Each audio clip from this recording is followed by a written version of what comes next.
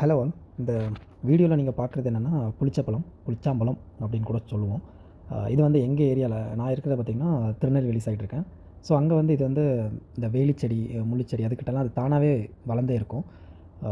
So இது வந்து என்ன சுவையில் இருக்குன்னு பார்த்திங்கன்னா, ஒரு இனிப்பு கலந்த ஒரு புளிப்பு சுவையில் இருக்கும்.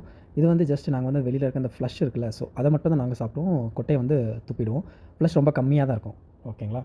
அண்ட் இதில் வந்து சில மருத்துவ குணங்கள் இருக்குதுன்னு சொல்கிறாங்க. அது என்னென்னா, இந்த குச்சி இருக்குல்ல, அந்த குச்சியை பொடியாக்கி அப்புறம் வந்து இந்த கடுக்காய் கூட சேர்த்து நீங்கள் சாப்பிட்டிங்கன்னா என்ன ஆகும்னா, இந்த வாய் துர்நாற்றம் இல்லை இந்த வயிற்று புண் இருக்குல்ல, ஸோ அதெல்லாம் குணமாகும் அப்படின்றாங்க. அப்புறம் இந்த புளிச்ச பழத்தை வந்து நீங்கள் கொட்டையோடு சாப்பிட்டிங்கன்னா அதுலேயும் சில நல்லது இருக்குது. அது என்னென்னா, இந்த நோய் எதிர்ப்பு சக்தி வந்து நல்லாவே இன்க்ரீஸ் ஆகும் அப்படின்னு சொல்கிறாங்க.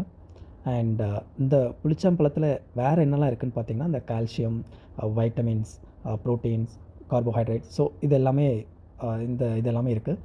அண்ட் ஃபைனலாக பார்த்தீங்கன்னா, இதை வந்து எவ்வளோ ரேட்டுக்கு விற்கிறாங்கன்னு பார்த்தீங்கன்னா, ஒரு கேஜி வந்து ரூ. 350லேருந்து ரூ. 400 வரைக்கும் விற்கிறாங்க.